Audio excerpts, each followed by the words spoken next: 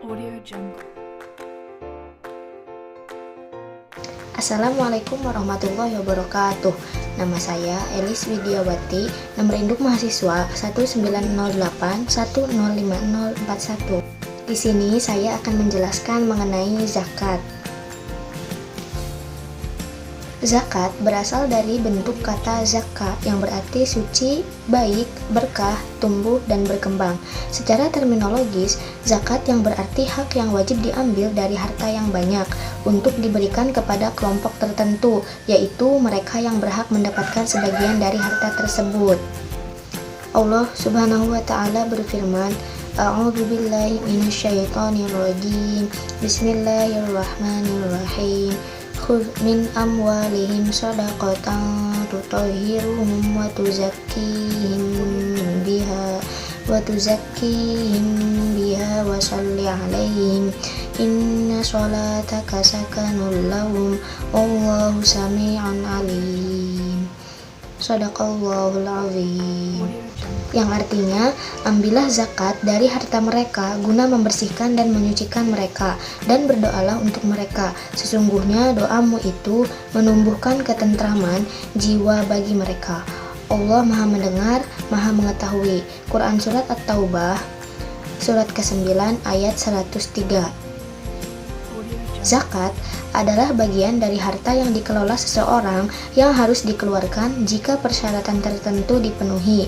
Apabila persyaratan yang ditentukan telah terpenuhi, maka wajib bagi pemilik harta atau muzakki untuk mengeluarkan zakat dan menyerahkan kepada yang berhak menerimanya atau mustahil. Zakat dari segi istilah fikih adalah sejumlah harta tertentu yang diwajibkan oleh Allah Subhanahu wa Ta'ala untuk diserahkan kepada orang-orang yang berhak menerimanya. Zakat dalam bahasa Arab memiliki beberapa makna, yaitu yang pertama, zakat bermakna at-tahuru yang artinya menyucikan atau membersihkan.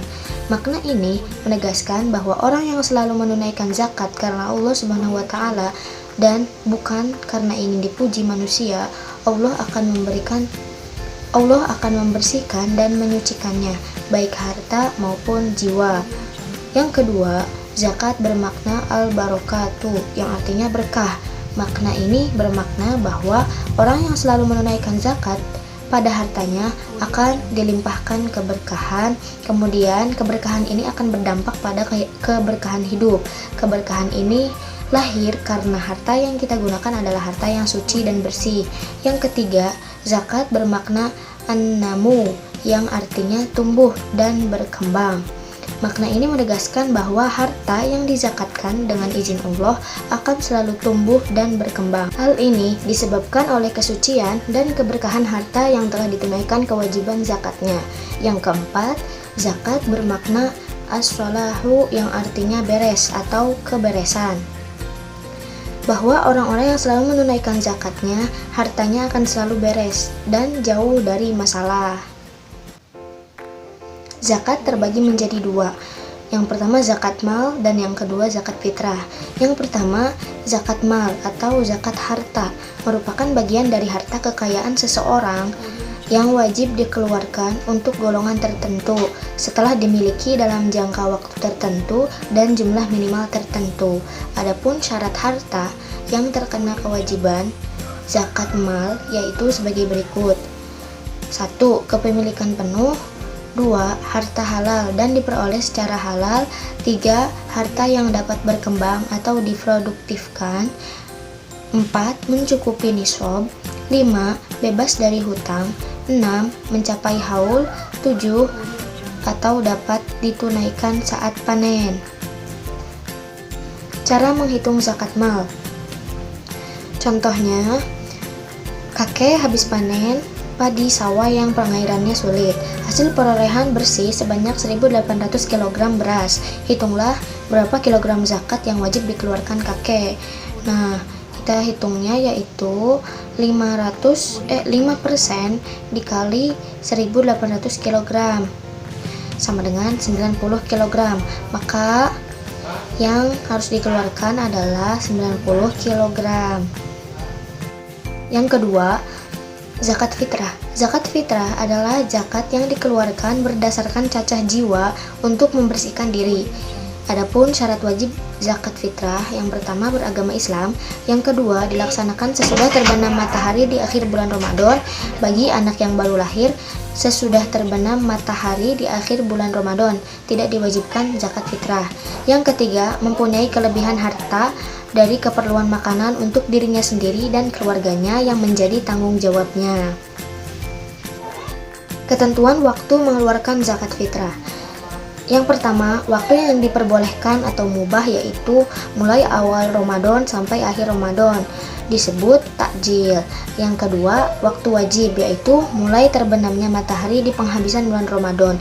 Yang ketiga, waktu afdol yaitu waktu yang paling baik adalah setelah fajar tiba sebelum sholat Idul Fitri. Yang keempat, waktu makruh yaitu membayar zakat fitrah sesudah sholat hari raya tetapi sebelum terbenam matahari pada hari raya. Yang kelima, waktu haram yaitu setelah terbenam matahari pada hari raya. Imam Malik, Imam Syafi'i, Imam Ahmad dan para ulama lain sepakat bahwa zakat fitrah ditunaikan sebesar 1 sok di Indonesia, beratnya sekitar 2,5 kg. Kurma, gandum, makanan atau makanan yang lain yang menjadi makanan pokok negeri yang bersangkutan. Sedangkan Imam Hanafi memperbolehkan membayar zakat fitrah dengan uang senilai bahan makanan pokok yang wajib dibayarkan. Namun ukuran 1 sok menurut madhab Hanafiyah lebih tinggi dari pendapat para ulama yang lain, yaitu 3,8 kg. Amaliyah zakat. Yang pertama, zakat fitrah untuk diri sendiri. Yang kedua, untuk istri. Yang ketiga, untuk anak laki-laki. Yang keempat, anak perempuan. Yang kelima, diri sendiri dan semua dalam keluarganya. Yang keenam, orang yang diwakilkan. Setelah membaca niat dan menyerahkan zakat, orang yang menerimanya disunahkan untuk mendoakan orang yang memberikan zakat dengan doa-doa yang baik. Doa seperti ini boleh diucapkan dalam bahasa apapun. Berikut salah satu contohnya. Semoga Allah memberikan pahala atas apa yang kau berikan, dan semoga Allah memberikan berkah atas harta yang kau simpan dan menjadikannya sebagai pembersih bagimu. Orang yang berhak menerima zakat. Orang yang berhak menerima zakat disebut mustahik, berjumlah 8 asnaf atau golongan sebagai berikut. Yang pertama, fakir. Fakir adalah orang yang amat sengsara hidupnya, tidak mempunyai harta dan tenaga untuk memenuhi penghidupannya. Yang kedua, miskin. Miskin adalah orang yang mempunyai pekerjaan tetapi hasil yang diperoleh tidak dapat mencukupi kebutuhan hidup sehari-hari. Yang ketiga, amil atau panitia zakat. Panitia zakat adalah orang yang diberi tugas untuk mengumpulkan dan membagikan zakat. Yang keempat, mu'alaf. Mu'alaf adalah orang yang baru masuk Islam yang imannya masih lemah. Yang kelima, riqab adalah hamba sahaya yang dijanjikan oleh tuannya. Yang kelima, riqab. Riqab adalah hamba sahaya yang dijanjikan oleh tuannya untuk dimerdekakan dengan tebusan atau bayaran. Yang keenam, ghorim. Ghorim adalah orang yang berhutang karena untuk kepentingan yang bukan maksiat dan tidak sanggup membayarnya. Ghorim terbagi menjadi 3 macam. Yang pertama, orang yang berhutang karena mendamaikan orang yang berselisih. Yang kedua, orang yang berhutang karena kepentingan dirinya sendiri karena terpaksa dan untuk kebaikan. Yang ketiga, orang yang berhutang karena menjamin hutang orang lain sedangkan dia dan yang dijamin tidak dapat membayarnya. Yang ketujuh, sabilillah. Sabilillah adalah orang yang berjuang atau usaha menegakkan agama Allah, misalnya mendirikan masjid, madrasah atau sekolah, lalu menyebarkan agama Islam. Yang kedelapan, ibnu sabil atau musafir. Nah, musafir adalah orang yang sedang dalam perjalanan yang bukan maksiat, mengalami kesengsaraan dalam perjalanannya karena kehabisan bekal. Hikmah zakat. Manfaat atau hikmah zakat dalam kehidupan. Yang pertama, bagi yang berzakat atau muzaki.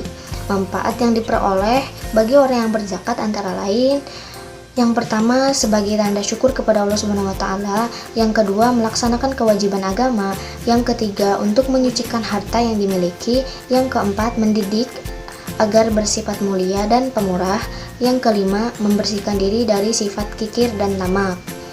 Manfaat bagi yang menerima zakat atau mustahik: yang pertama, mempererat tali persaudaraan, yang kedua, memperingan beban kesulitan, yang ketiga, dapat meningkatkan kesejahteraan hidup, yang keempat, mengurangi timbulnya kejahatan, yang kelima, memberi ketentraman bagi orang yang baru masuk Islam. Sekian penjelasan dari saya, kurang lebihnya mohon maaf. Terima kasih. Wassalamualaikum warahmatullahi wabarakatuh.